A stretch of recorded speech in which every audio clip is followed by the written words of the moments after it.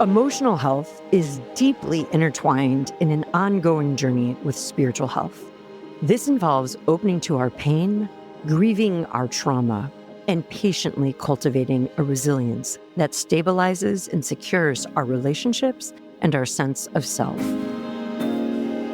With compassion, pastoral presence, and emotional attunement, psychologist Dr. David Wang is using psychological and theological tools to help us understand and adapt to emotional realities, explore the wounds of our past, and find healing and strength through acceptance and grief. For me, thriving is about accepting, making peace, and becoming friends with a truer story of yourself, others, and the world. I see emotional formation, emotional regulation as intimately tied to our relationship with ourselves, interior freedom. It has to do with the freedom in my heart to feel what I need to feel in the moment, in the situation that I happen to be.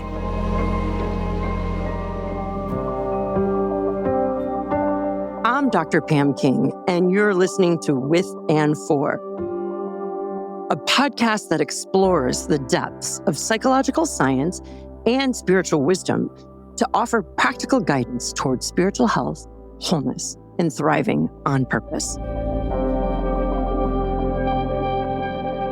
It can be counterintuitive, but pain, loss, and trauma are part of our thriving journey. But the cognitive dissonance is definitely there. It's common to see suffering as totally incompatible with flourishing. But our suffering isn't the end of the story. It's part and parcel of the human condition. And there's a rich history of theological reflection. And over the past century, empirical psychological research that is all helping us learn to engage with our suffering and trauma and work toward emotional, mental, and spiritual health. And my guest today, a friend and colleague, brings together each of these categories of emotion, mental health, and spiritual formation. Dr. David Wang is a licensed psychologist and associate professor of psychology at Fuller Theological Seminary, where he's also the Cliff and Joyce Penner Chair for the Formation of Emotionally Healthy Leaders and scholar in residence at Fuller Center for Spiritual Formation. Dave speaks and trains leaders globally on trauma-informed care. And back here at Fuller, he conducts research and teaches courses in trauma therapy, dialectical behavioral therapy, multicultural psychology, and the integration of psychology and Christian faith. On top of all that, Dave is also pastor of spiritual formation at One Life City Church in Fullerton, California. In this conversation with David Wang, we discuss the difference between human development and spiritual formation, and how to understand maturity, the centrality of relationships in human life and growth, and how that's grounded in divine relationality and our communion with God, how to become friends with ourselves, offering self-compassion, and being moved by our own experiences of suffering, the impact of childhood trauma on adult, emotional, psychological, and spiritual health. And finally, how a practice of grief can help us understand and work through traumatic experiences and move toward healing and wholeness. Dave, welcome to With and For. Thank you so much for joining me. I have been so excited to have you on the show. Thrilled to be here at your podcast. It's a gift to have you here today. Thriving often involves very deep and hard work.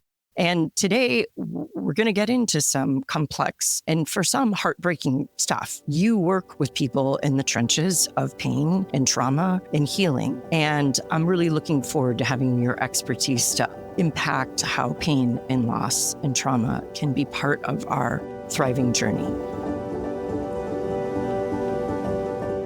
As a clinical therapist, a professor of psychology, and a pastor, Dave regularly accompanies people on their journeys towards thriving. And this often means walking side by side with someone through the excruciating process of looking at their trauma, trying to understand it and work through it, and learning a new approach that leads to strength and resilience. I asked him about what brought him to this really challenging work. Could you explain what you find so interesting about working at this intersection of psychology and spirituality or theology? I do wear quite a few hats in any given week. Built into my role at Fuller is the intersection of mental well-being and emotional resilience among religious leaders. And I'm also a licensed clinical psychologist. And in my private practice, I do a lot of trauma work. I do a lot of trauma work with religious leaders. And in our training, we don't typically get equipped to enter into those deeper, more profound questions, especially within the context of things like trauma. And I'm also part-time a pastor still of a Christian congregation near the border of Anaheim and Fullerton. And I recognize that many of us here in our audience may not necessarily be Christian, but I just wanted to locate myself. And that will be our launching point. But certainly, I'd imagine a lot of our conversations will extend well beyond that particular religious tradition. And perhaps I'm hoping can touch a lot of our spiritualities. You have been studying the emotional realities of being human. And I'd just love to know personally what drew you towards accompanying people in and through their trauma and why being with people in such difficulty. Yeah, I oftentimes will share that I was a pastor first before I was a psychologist. And I'm a psychologist today because of what I witnessed and what I experienced as a pastor. So those two callings are an integrated whole in terms of my vocation, and they're interconnected. And in my own personal life story, I was unfortunately in the middle of a situation involving a young woman who was sexually assaulted by another staff member at our church. And witnessing that, walking alongside this individual and seeing the situation through, it really opened my eyes to a lot of challenges within religious communities, as well as a lot of needs, emotional needs, spiritual needs as it relates to trauma. And those early experiences kind of seeded this long-standing interest in trauma, spirituality, healing, recovery, and how all those things are often interconnected. Well, I appreciate you pointing that out. It feels like within the context of clinical psychology, doing therapy, you remarked how many clinicians aren't necessarily prepared to grapple with those existential issues, those issues of ultimacy, how you make sense of the world that are often spiritual or religious. And then similarly, in the context of ministry, where there's pain and suffering, which we would hope would not be the case, but ultimately it really is. But that also, in terms of healing, when there is suffering and harm, that the resources weren't there. And so both are agents of transformation, in a sense, psychology and ministry, but that when they are brought together, they are all the more powerful, it seems. Exactly. Absolutely. Yeah. Dave draws deeply from the spiritual well of Christian theology and formation and offers a wonderfully nuanced philosophical approach to theologically informed strategies for transformation and growth. The fundamentally relational aspects of God and humanity, created in God's relational image, ground his approach to therapy and spiritual formation. When I think of the holistic formation of religious or spiritual leaders, the Roman Catholic approach to this, which looks at it through 4 pillars or 4 dimensions. There's the spiritual formation of the leader, the human formation, the intellectual formation, as well as the pastoral formation. And in contexts such as ours at a seminary, we typically are quite attuned to the intellectual formation as well as the pastoral formation, kind of the imparting of and the refinement of ministry-related skills like facilitating conversations or preaching or something like that. And I think in recent decades in more evangelical circles, there's much more of a awareness of the importance of our spiritual formation, that is attending to dynamics between implicit as well as implicit in a relationship with God. And I think something that psychologists and who happen to be Christian are also naturally attuned to is how our human formation is interconnected with all those other dimensions of formation. That is, for us to be spiritually flourishing, for us to be spiritually mature, whatever language we might prefer, and I know it's tradition dependent, there are implications of our spiritual maturity on our human maturity. That maturing as a human being, maturing in our relational capacities, maturing in our insight and our self-knowledge, all of that it's not a separate, disconnected reality from our spiritual development. It's very much intertwined between the two. And I think those of us who are in psychology and fields like it can uniquely speak into those interconnections. What categories do you find most helpful and practical for people to think about human formation? And I'll name that you just graciously said it's very tradition dependent.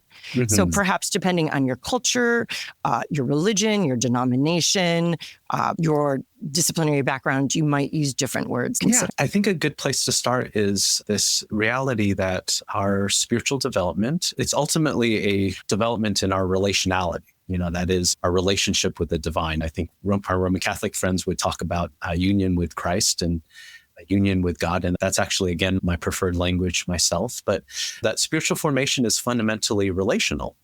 And that's the starting point to a very important bridge between spiritual formation and human formation, which is if we lack the capacities that are necessary for us to build trusting, intimate, healthy relationships with other human beings whom we can see and speak to directly, if we're not able to do that, what likelihood do we have to develop similar, intimate, trusting, close, differentiated, healthy relationships with divine, who's both immanent but also transcendent? One area in my research on spiritual formation focuses on what are markers that would suggest that somebody is spiritually mature, or however you might want to articulate it. And from the empirical research on the topic, one of the most robust predictors, and this comes from not only my own work, but also the work of my colleague, Steve Sandage out in Boston University, is intercultural dispositions. Are you interculturally competent? And usually people don't put those two things together. I know some religious communities might look at intercultural competence with skepticism, thinking that it's more of a political kind of related to some sort of political agenda. But my pushback to that would be to start with this foundational notion that our relationship with God is fundamentally intercultural. God is not American. It's important to remind people of that. And when I'm in Asia giving talks on this, I'll say that God's not Asian. And when I'm in Africa, I'll say God's not African. And I would suggest that the more we think God is American as Americans, the less we probably actually know God. Because when we're in a relationship that crosses cultural boundaries, there are relational capacities that are needed for us to be able to relate to someone and make space for someone to exist and be seen in their light, not in the light that we would like to place on them.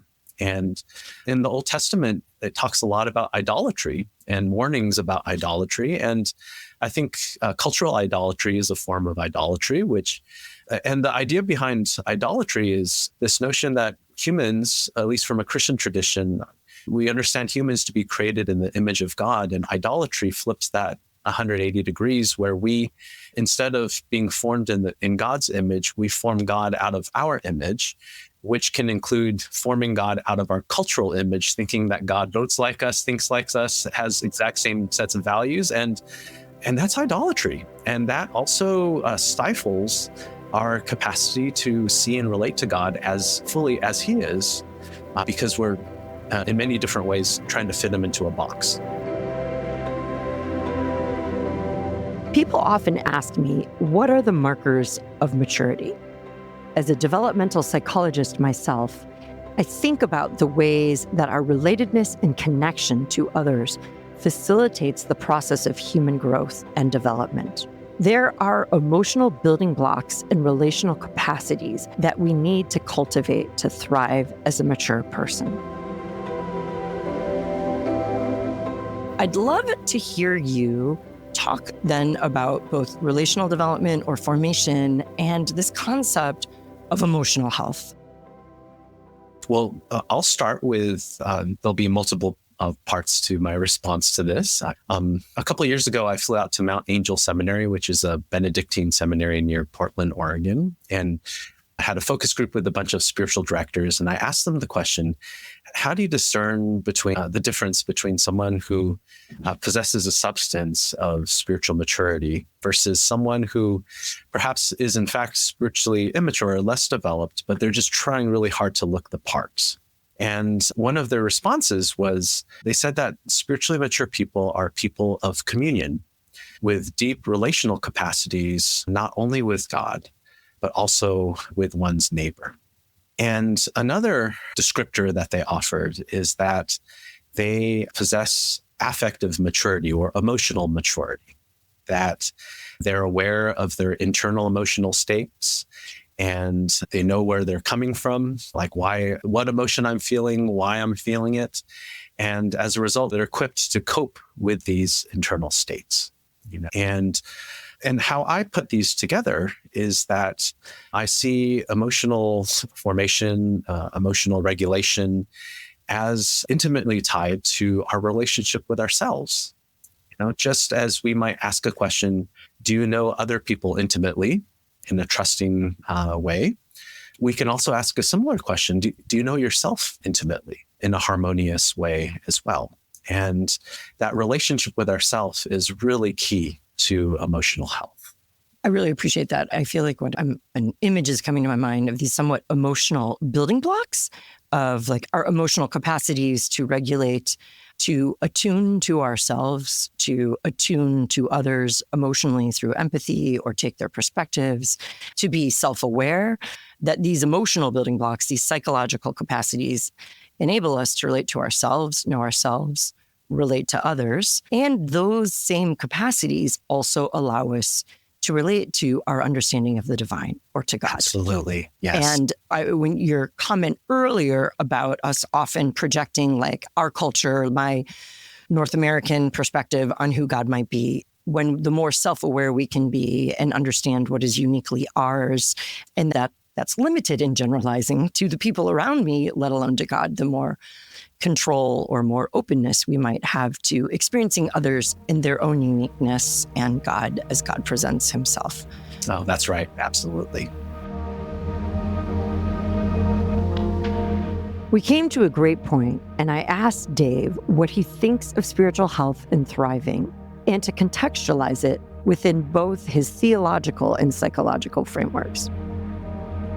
I'd love to step back and ask you, when you hear the term spiritual health, what is spiritually healthy to you? Great. Yes. Great question. I think for me, there's at least two components that I believe are central to this notion of spiritual health. I think the first one is this relational union with God.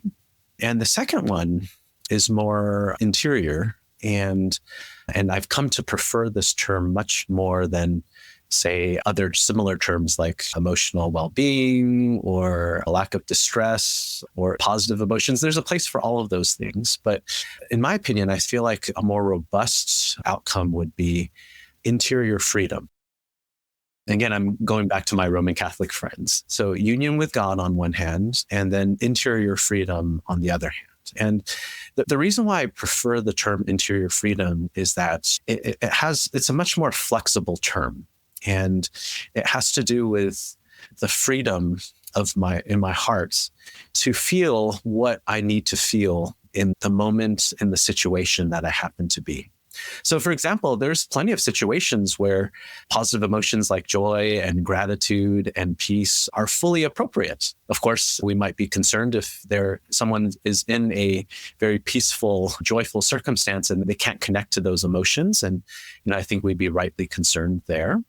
And yet something I'm noticing a lot more, especially in more contemporary culture and more contemporary thinking, is that there's this unconscious or conscious expectation that to thrive or to be in a flourishing state means that I'm only experiencing happiness and joy all the time. And it never varies beyond that. It's just going from, in Christian religious language, going from victory to victory and going from perfect peace to perfect peace. And I don't think that's consistent with our religious beliefs.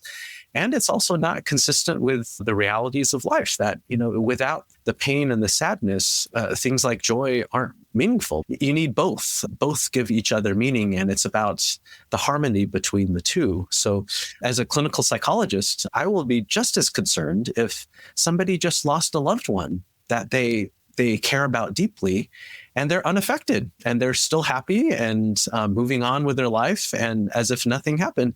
That would actually be a concern for me. And this notion of interior freedom is really more speaking about, do I have the flexibility in my heart to feel what I need to feel as a human being? Do I have permission and flexibility to be human when I need to, regardless of the circumstances I'm in? I almost imagine when you have interior freedom, you've got a love seat, and joy and sorrow can sit down simultaneously.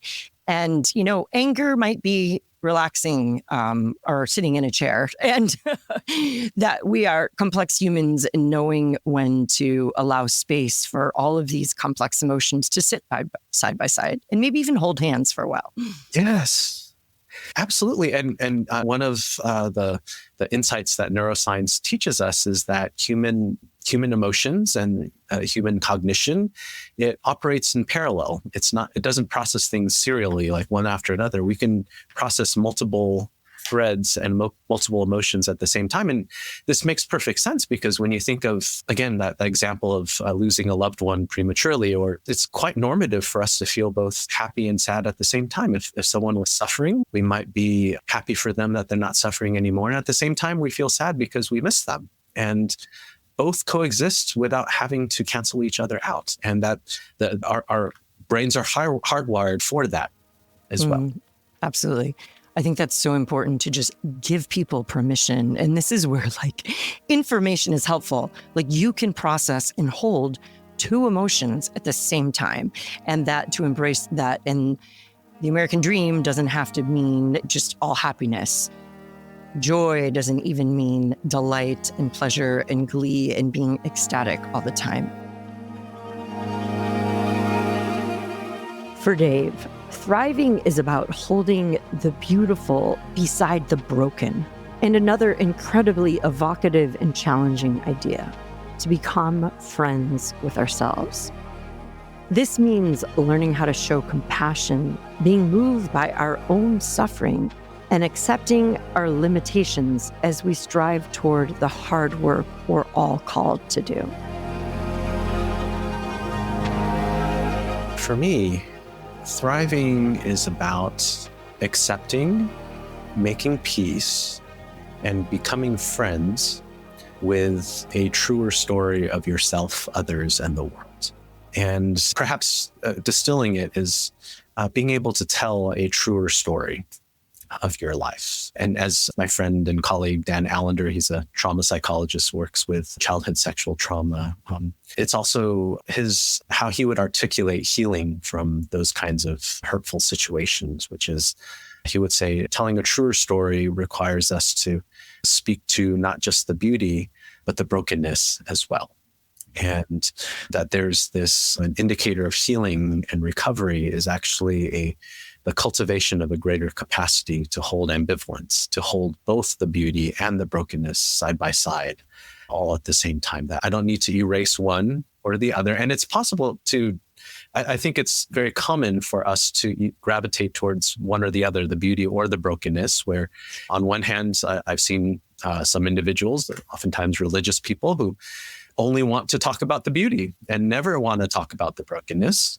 And sometimes that can devolve into toxic positivity, with a religious veneer, and that's not helpful.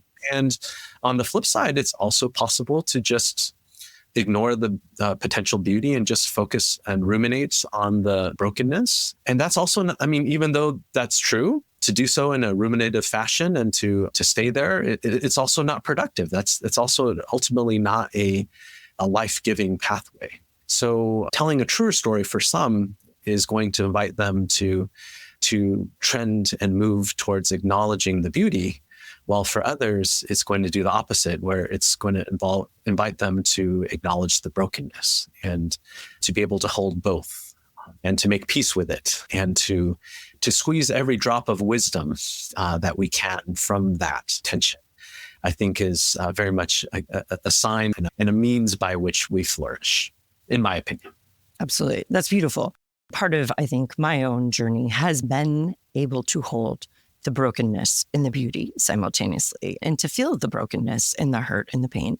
And I have to imagine something that you said in your definition of thriving, becoming friends with oneself, resonates with a lot of our listeners. And I'm even wondering in this moment, if you might take a moment to guide our listeners into how they might become better friends with themselves. Sure thing. And let me share a short preface and then we'll jump into that. I, especially with my highly religious clients that I work with in my private practice, religious leaders, I've seen this keen need for self-compassion. And what I will often do is, as therapists, we're kind of a mirror and we kind of reflect people's inner life back to them so that they can see themselves more clearly. And I would suggest that most of us, if we were to be able to put a tape recorder in our minds, and if we were to record and transcribe the things that we say to ourselves, it would be quite cruel. We would dare not say any of that to any other human being. But we are constantly saying that to ourselves to a point where sometimes I will reflect to others, and I've observed this even in myself as well. Oftentimes we have a contempt for ourselves, that we look at our humanity, we look upon our limitations with contempt and lack of acceptance. Everyone else can have boundaries, everyone else can have limitations, everyone else can have flaws, but not ourselves. And what I've done sometimes when the moment is right and when an individual is ready is for me to model compassion to them. Because most of the time when we bear witness to somebody else's suffering, it doesn't take much for our hearts to be moved by their suffering, right?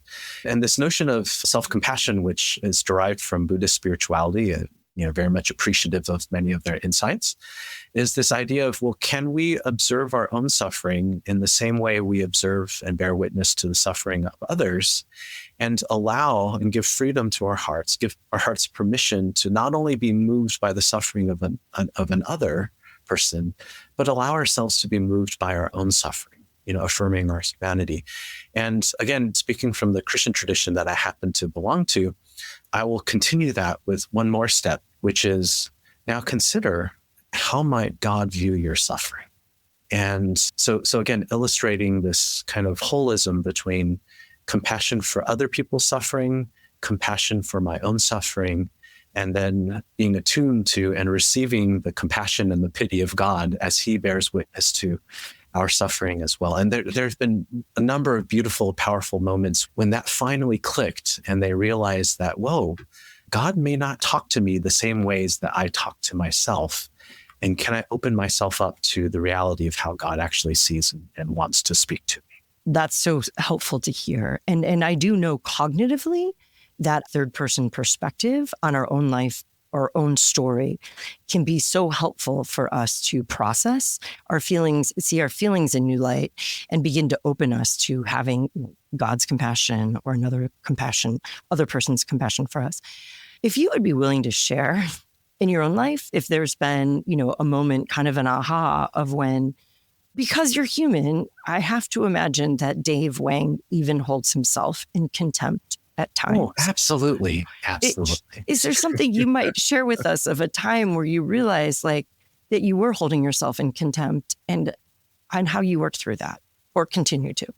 Absolutely. All the time and still. And I think the only difference now, as I've made some steps of progress, is I notice it, I observe it earlier, So in the past, I would kind of have trains of thought. Sometimes I would just hop on top of that train and just ride and let the train take me wherever it wants to go. And usually it doesn't lead me in a very helpful place. So those trains are still very common in my mind. And I think growth for me isn't that those trains disappear, because I think to some extent they're going to be around as long as I'm alive.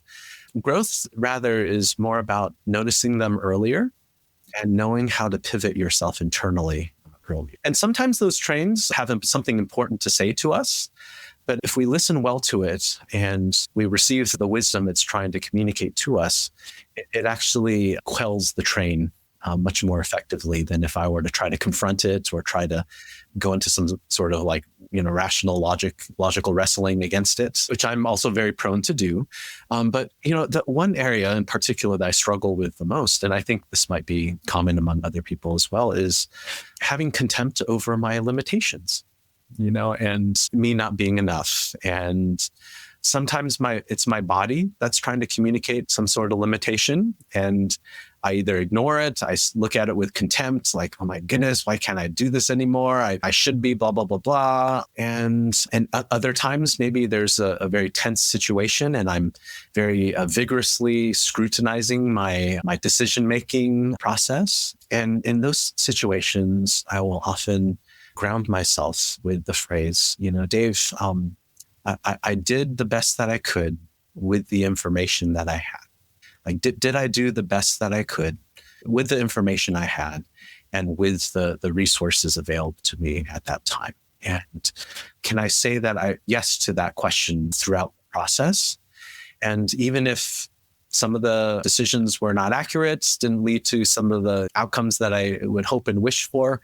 And oftentimes in real life situations, we are placed in impossible situations where there are consequences regardless of what choice we make. Right. More about choosing which consequence we can live with rather than pretending there's an option that will forego all consequences. And I think this was also part of my religious formation. This kind of notion of this just world hypothesis, right? That good things happen to good people and bad things happen to bad people. So I would reverse engineer that and say, well, if a bad thing happened, it must have meant that I made a bad choice and I'm therefore a bad person. And accepting the reality that is not accurate most of the time. That, in fact, Max Dupree puts it quite well that, he says good leaders bear pain. They don't cause pain. It's choosing in a bad decision, bad options in an impossible situation, but doing so that minimizes pain for other people. And perhaps for a time, it might still bring pain upon yourself. And you're actually making the most courageous and wise decision, even in that case. And to accept that there isn't that one miraculous decision that I can make that can avoid all sorts of pain. Really helpful to keep in perspective. You mentioned the train. You jumped on the train. The steam is coming out of the train. We're feeling it. It's flying away, and I'm ruminating, or I'm beating myself up with the whatever. It was a bad decision, or I should have been able to do more, or I'm not enough, whatever that is. How do you get off the train? I'll defer to my my colleagues who are experts on mindfulness, and I've practiced this myself. And they would say that the moment you're able to observe the train, you are on your way off the train, right?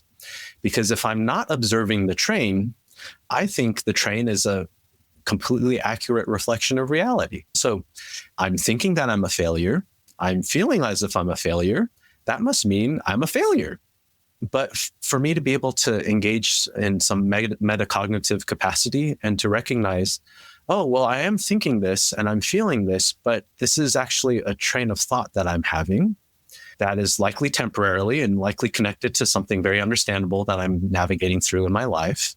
And for me to take that critical first step to recognize this is a train of thought, an interpretation of reality rather than reality itself, that opens up a capacity and an ability for me to step off of that train and to do something with it. Humans have two paradoxical needs to bring into harmony in order to achieve spiritual maturity and health. We are made for relationships, but we also need independence. And we need to be able to bring both of them into balance. Dave's research on spiritual and emotional maturity is showing that each of these needs are mutually reinforcing and can be formed with practice, education, and healthy development. This resonates so well with my concept of the reciprocating self, that the goal of human development, the journey of thriving, leads us into deeper reciprocating and mutual relationships with one another. We are created for relationships and also for particularity. And it's when these come together that we more deeply come to know ourselves and encounter ourselves as we encounter one another and God.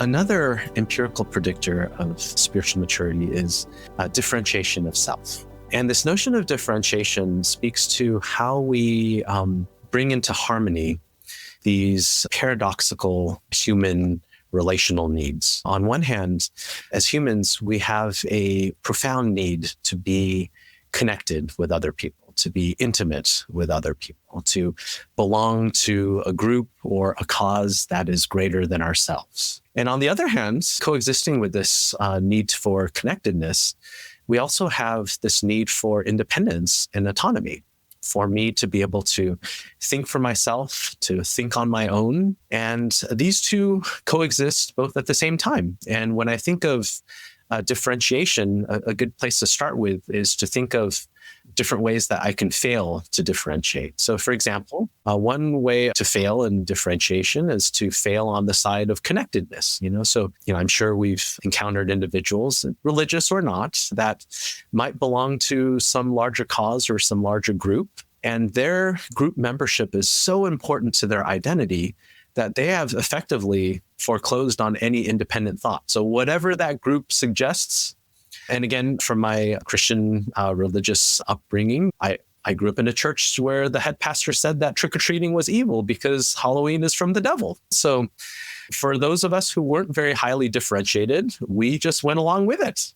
And, would foreclose on the ability for some delicious snacks and some fun costume wearing. And we might even take it a step further and judge other people, and on grounds that I think are not that robust, can cause harm. So differentiation will require us to call out and separate ourselves from a system when it is unhealthy and dysfunctional. And a failure to differentiate is to go along with it and to kind of condone this stuff.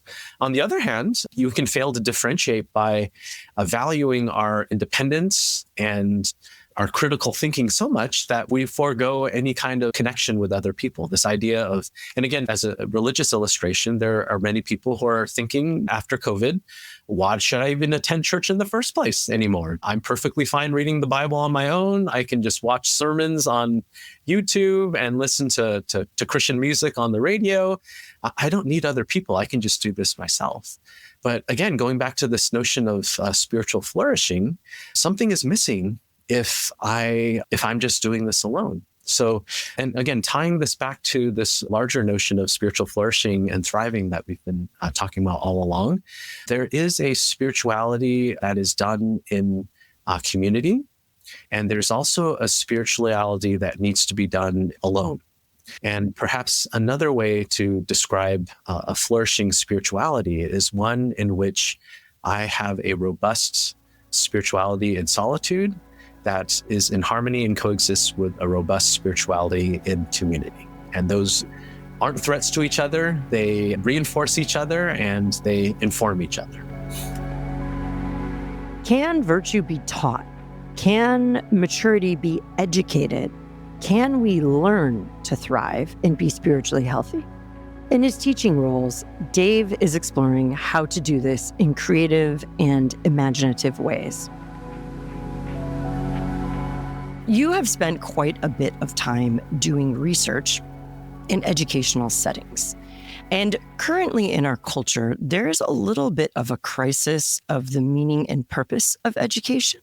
And I don't just mean that in like theological education, but higher ed. Universities, colleges are so expensive. Why should I send my child? Why should I pay $80,000? Why should I take out loans? So, in the context of this question of what is the purpose of education, I'd love to hear, because I know you're passionate not just about education for gaining information and propositional knowledge and learning facts and learning the rules and skills for a career, but that distinction between gaining information and that human formation that you've talked about. How is your research informed what the meaning of education should be and what can it be? Yes, indeed. And the way I view education is that it's fundamentally formational, right? And a lot of my research, and I know this is not much of a surprise for many people, is that, more traditional modalities of education it's okay to include this, but if it's restricted to just reciting and memorizing facts, knowing which propositions are right and which ones are not. And again, within the context of theological education, it's like learning theology through multiple choice questions, right? Theology is not meant to be learned through multiple choice. And what forms us is tension and struggle. And how education can be uniquely formative is it can put us in an environment where there are other people that are just as serious about learning what we want to learn, but they see the world and they see life from a very different perspective. And again, from within the context of theological education, they're just as committed to the Bible or scripture, but they see scripture and apply scripture differently.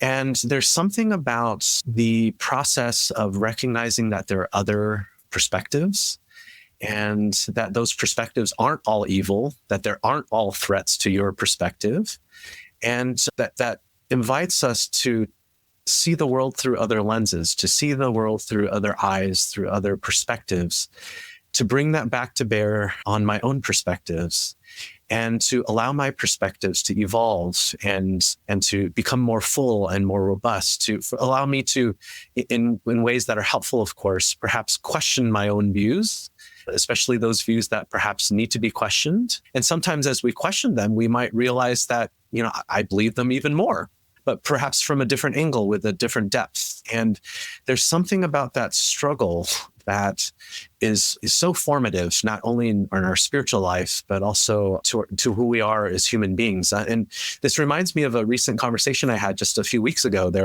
I'm part of a think tank or two on AI and mental health, as well as AI and theological education.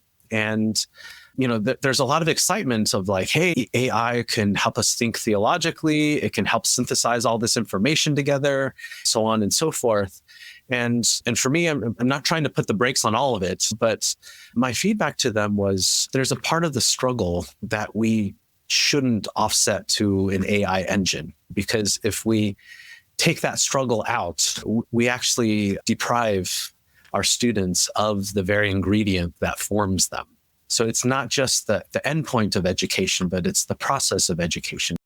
But when it comes to the deeper existential questions that don't have a clear understanding, that we have to struggle with, those are the things we need to struggle with. And it's the people that have the greatest depth in their thought life and in their application.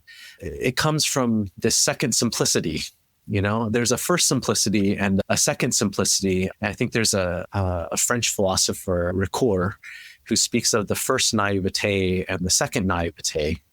And before we're educated, before we're aware of all the perspectives, we might have a first naivete that is more oversimplification. It's an oversimplified view of the world, black and white, because we just don't know any better. But then once we immerse ourselves in the complexities of the issue, it can feel quite disorienting for a time. But if we stick with it long enough, sometimes the PhD can require 5 or 6 years and beyond. It's beautiful when we bear witness to people entering into that second naivete where, even through the complexity, they're speaking simplistically once again. It makes sense once again after I struggle with the complexity. And there's that kind of thing is slow cooked. We can't swallow a pill and just kind of teleport there. We have to go through the struggle. Well, just to try to connect that back to what you were saying earlier, even about spiritual maturity and how relationality is part of spirituality, that the ability to rub shoulders, live, journey, wrestle with those with different perspectives is so formative to us, and that we need to be open to other people's perspectives. And again, those emotional building blocks of perspective taking, of empathy, of people who hold different views and entertain, hold other people's perspectives, and realize that, we are all commonly human. All it does come back to even that cultural competency you were saying, that we need to be able to take other people's perspectives. That's right. So that intercultural competency and that human competency, which, I hope this doesn't take us to another tangent, but, technology is not inherently evil. Social media is not inherently evil, although there's plenty of research that suggests that overconsumption of social media is not good for our mental health. But something I'm noticing with perhaps younger generations that grew up with social media is that they didn't benefit from a lot of the human formational experiences that old folks like me who grew up in the 80s, and I know I'm kind of locating myself age-wise now, where we just played with the neighborhood kids, whoever happened to be there. We'd goof around, and we got into conflict, and we had to fight things off and learn how to have conflict well and still be friends and not dehumanize someone who happens to have a misunderstanding or see the world differently. And that isn't well cultivated or facilitated by social media. And it is a fundamental human capacity that is so important, not just for our human maturity, but our spiritual maturity. Can we relate to people who disagree with us without dehumanizing them? In his best-selling book, In the Realm of Hungry Ghosts, Dr. Gabor Mate writes that the attempt to escape from pain is what creates more pain. But that desire to run, to hide, to cover up, to suppress, it's so strong because our brains and bodies go into survival mode. This is avoidance. It's a classic coping strategy. Particularly when we experience trauma in childhood, if it's unaddressed, the effects can be traced throughout the rest of a person's life. When the psychic pain is so unbearable, the felt threat of facing those feelings is so intimidating, we mentally and emotionally try to escape. And this is often at an unconscious level, so we don't even know we're doing it. The problem is, this does not work. The pain does not go away as we get older and separate from the memory or experience. Instead, it gets passed forward, so to speak, into our adult behaviors, relationships, habits, language, and even our physical illness or conditions. I asked Dave to help us get oriented to the significance of childhood trauma for our adult emotional and spiritual health. The World Health Organization has research that suggests that about 70% of the world has encountered or will encounter trauma of some sort. And perhaps clergy and those in religious professions have experienced even more. So in a sense, trauma is everywhere. And a lot of it happens in childhood. And I would love for you to just help us understand how childhood trauma, especially relational trauma, plays out in adulthood. Yeah. I'm guessing many of us in the audience is likely familiar with the research on adverse childhood experiences. And this line of research on adverse childhood experiences is essentially a line of research on childhood trauma. So a couple of researchers in Kaiser Permanente in San Diego a couple decades ago. So this is a fairly middle class, mid to upper class affluent community of individuals who do have health insurance. They did a longitudinal study and they started collecting data on historical, what they called adverse childhood experiences or historical childhood trauma. And they found that most of the individuals they've surveyed had at least one adverse childhood experience, with the vast majority actually have survived more than one in rates comparable to the World Health Organization. I think they were around 67%. And because they had longitudinal data, they were actually able to track how the greater number of ACEs or adverse childhood experiences, it actually increased one's vulnerability or increased the likelihood for problems later on in life. So, for example, trauma in childhood can disrupt our neurodevelopment, which can disrupt our social, our emotional, our cognitive functioning and development. And that also is predictive of risky health behaviors when you're a young adult and when you're in adulthood. And then that in turn increases the likelihood or vulnerability for disease or disability or social problems. And it's like this pyramid that goes all the way to the top of the pyramid, which is early death. So you can trace all the way from childhood trauma to an increased likelihood maybe 3-4 decades later on things like hypertension, diabetes, heart disease, high cholesterol, and eventually leading to early death. So I think one of the main takeaways from this research is that if it's left unaddressed, the long-term consequences and sequelae of trauma, they're long-standing. So it's not true to assume that if you take a child who has suffered trauma and just put them in a loving home, that all of the consequences are going to magically disappear. Certainly, putting them in a loving home is a really helpful thing, and it will certainly do good, but it doesn't mean that all these potential consequences are going to magically disappear. What I hear you saying is both validating, but also terrorizing, to say that name that early childhood violations, whether it's a trust violation, boundary violation, repeated issues with a parent with a personality disorder, sexual violence, whatever that is, like to validate, that's so heavy, it impacts us. And so even though we have gone on and been in loving relationships or in a loving home or pursued a career, the terrifying thing is it's still with us. And that trauma is and adversity can be very disruptive. So want to validate, yes, it's real and painful, but also validate the reality that you need to face it sooner or later. I'm always very careful about self-diagnosing. But there are times when certain patterns or experiences start to make us think, do I have a trauma that I haven't dealt with? Because of the way our brains try and escape from psychological suffering, it's very common to be unaware of past experiences that impact us. So I asked him to walk through some of the symptoms or signs of trauma and how to approach the process of seeking help and healing.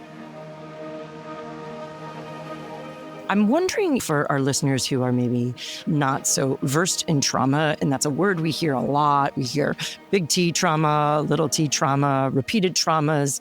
I'm wondering if you could just flesh out that so people might understand like what trauma is and then what might be signs that you're experiencing trauma as an adult. Yeah, certainly. So the textbook definition of trauma, and this is a lot of limitations to this definition, is a trauma is defined as when a person has experienced, witnessed, or been confronted with an event or events that involve actual or threatened death or serious injury, or a threat to the physical integrity of oneself or others. So there's a lot of potential situations and circumstances that can fit this. Things like domestic violence, sexual assaults, combat trauma, natural disasters, so on and so forth. When we're talking about adverse childhood experiences, they're talking about a subset of these kinds of experiences that happen throughout childhood, not just as a one-time thing, but oftentimes throughout over time.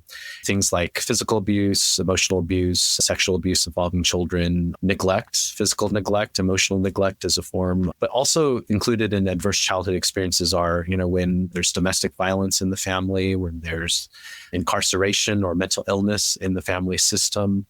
These are kind of pervasive. They're kind of the air that we breathe. So oftentimes when we talk about trauma, we usually think of these acute one-time life-threatening situations, which are traumas too. And that reflects a bias in how PTSD is defined in the literature. It's actually normed after a Vietnam veteran kind of combat trauma. And we're realizing that while that is certainly a valid form of trauma, most of the traumas that people experience aren't exactly like a combat trauma, or a car accident or something like that. It's more someone's entire childhood when they didn't know it was a trauma because that was just what they were used to. Like, oh yeah, that's how dad was, that's how mom was, and that's how they treated each other. And I thought that was normal. And a lot of our work as trauma practitioners is to recognize that, yes, that certainly is normative because you're not alone, but that was harmful. Yeah, no, that's really helpful. And you're saying like the toxicity is part of the air you breathe. And so it might have felt as normal as anyone else's air, but your air was not always so helpful. Dave, what if people are asking like, well, gosh, that could have been me. I'm not totally sure. What might be signs as an adult that there might be unaddressed trauma in your past or in your present because it doesn't leave you? Yeah. So research has found that like the traditional PTSD diagnosis is more associated with one-time kind of combat traumas that happen during adulthood. There's another emerging literature on complex trauma, which isn't a formal diagnosis, at least not yet. And that is more normed after childhood relational trauma. So it's happened repeatedly over time, involving people that kind of a perpetual kind of crossing of boundaries in your childhood. And research has found that the key symptom associated with complex trauma is dissociation. When you notice someone else or yourself, just space out. And sometimes you can tell when someone's spacing out just by looking at their eyes, where they're looking at you, but they're kind of staring out into the distance. And it's almost like they're having an out-of-body experience and they're not all there. Like your physical body's there, but my mind is not here. And again, some level of dissociation is very normative, part of human experience. But when you're noticing patterns of rigid and pronounced dissociation in situations where dissociating is really not helping the situation, then oftentimes that might be an indication of childhood relational trauma. And it's really hard to get insight into this because when you're dissociating, you're not engaging in metacognition. You've hopped on that train and that train has gone, a really long way already. Mm-hmm. And in a sense, it's more of a train to nowhere than like exactly. a train of rumination or self-doubt, but it's more of a blank train. Is that correct? Yeah. Exactly. And sometimes I've encountered individuals, and this is not uncommon, where you might ask them, can you, tell me about your childhood? And their response is, I honestly don't remember anything. And that could be, and so dissociation could be mental, relating to our memory, but it can also be behavioral. It could also be sensory. It could also involve knowledge. Anytime we're disconnected from our faculties or our capacities. So let me ask you this for our listeners. Right now, the whole issue of like attention, focus, ADHD is very common. We've all trained our minds to like not be present because we're like, oh, what's that? So what's the difference between like being inattentive and getting distracted and dissociating? Is there a difference there? Like how would you? I would describe being distracted as a mild form of dissociation that is usually not problematic. But in the more severe forms, it goes all the way to the diagnosis of dissociative identity disorder, which took the place of multiple personality disorder, which was, historical diagnosis, where depending on the context and their state of being, they might actually be a completely different person with very little awareness or acknowledgement of the other personalities that might coexist in their mind. So that would be a more extreme form of, and there can also be dissociative episodes that are induced by substances. So when someone drinks so much alcohol, they just black out.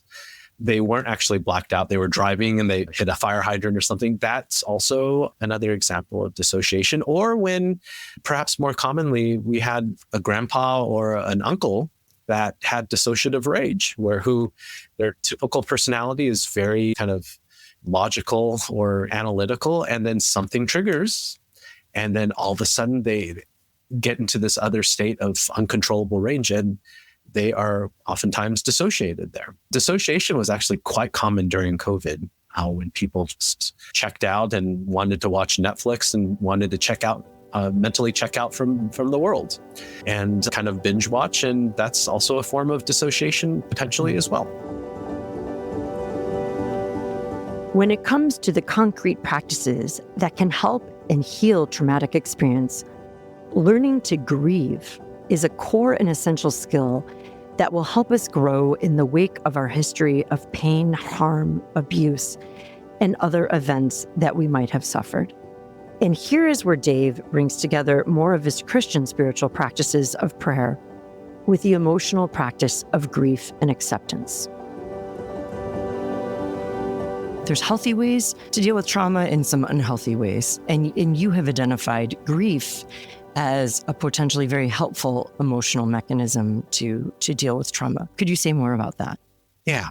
All trauma therapy is, in fact, grief therapy, because every form of trauma involves some sort of loss, whether that loss is symbolic or concrete. Usually when we think of grief and loss, we think of losing people, losing jobs, losing concrete things. And that's certainly fair and valid. But we also need to recognize that loss can be symbolic. Like, for example, when we were in COVID, a lot of us were struggling with the loss of our future plans, the loss of, can I even make plans for the future? And even though we couldn't isolate, or it's not this concrete form of loss, it's a loss nonetheless.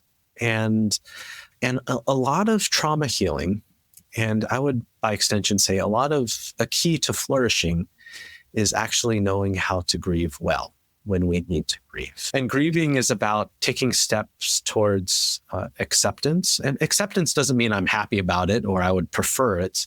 Acceptance is really more about, I acknowledge that this is the reality that I'm in. I would have preferred to have live in the reality that I used to be in with my loved one, with these things that weren't lost yet. But whether I like it or not, this is the reality that I'm in. And I have to accept and make peace and move forward accordingly. And again, going back to my religious starting point, when I think of prayer, there are prayers that are prayers of avoidance that I don't think is fundamentally helpful. It does not cultivate mental well-being, and it does not cultivate spiritual maturity or spiritual flourishing. And within the Christian tradition, prayers of avoidance are prayers like, God, take this away from me. Your ways are higher than my ways. I don't want to deal with this. I don't want to think about it. I just want to give this to you. There's kind of a place for it. There's somewhat of a place for that. But if that's the only prayers that we have, I think there's a problem. There's a concern there. And what I would encourage people to do in their prayer life is to consider, is your prayer bringing you closer to reality, or is it bringing you farther from reality? Is it bringing you closer to the reality of yourself, closer to the reality of others, closer to the reality of the world, even when that reality is not very pleasant, and I would prefer it to be something else? Can it be a mechanism by which I can come closer to it? And I think if the answer is yes, then in the long run, that is going to be a spirituality that's going to contribute to your flourishing. And that's going to be a spirituality that's going to deepen in maturity and substance over time. And the prayer that I love to mention when it comes to prayers of approaching reality rather than avoiding reality is Jesus' prayer in the Garden of Gethsemane when he says, Father, if possible, take this cup from me. So he's being very honest with the reality in his heart. He would prefer not to go through with dying on the cross, like as any other person would. And yet at the end of the prayer, he says, and yet not my will, but your will be done. So it's a prayer that is honest with his own reality. And it's a prayer that ends with coming closer to the reality of the situation that he was about to step into. I'm really grateful for you bringing your wisdom and the complexity in which you seamlessly integrate psychology and spirituality, that realizing that we have psychological tools that can help change, open our mind, help bring transformation, help wrestle with conflict or conflicting views, to wrestle and hold with loss. But I think one of the things that I will really take away in this interview is, how does either our pursuit of psychology or spirituality bring us deeper into reality? Mm-hmm. Deeper into relationships with others, deeper into our understanding of the transcendent, confronting pain and loss and grief in our life, embracing it, healing it, and also being true to joy and delight and that fullness of life. And thank you so much for the insight you've given of welcoming that emotional complexity of being human and how all those our emotions are part of our journey. Well said. Thank you so much. It was such a joy to be part of this conversation, Pam. David Wang's approach to spiritual maturity is integrative. Bringing together our emotional, mental, and spiritual components is a core aspect of human thriving and growth into relational, healthy individuals. The key takeaways that I will carry with me from this conversation are the following. Human beings need both relationships and independence, and learning how to balance and integrate them is a marker of our maturity. Though we may try to escape from pain, to deal with trauma, we need to practice acceptance and grief.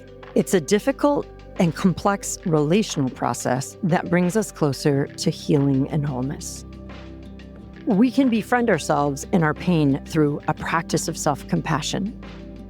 And finally, in this life, we have to hold beauty beside brokenness. Cultivating the capacity to do so is the hard work of growth into spiritual and emotional maturity, and the joyful journey of thriving. With and For is a production of the Thrive Center at Fuller Theological Seminary. For more information, visit our website, thethrivecenter.org, where you'll find all sorts of resources to support your pursuit of wholeness and a life of thriving on purpose. I am so grateful to the staff and fellows of the Thrive Center and our With and For podcast team. Jill Westbrook is our senior director and producer. Lauren Kim is our operations manager. Ren Jurgensen is our social media graphic designer. Evan Rosa is our consulting producer. And special thanks to the team at Fuller Studio and the Fuller School of Psychology and Marriage and Family Therapy. I'm your host, Dr. Pam King. Thank you for listening.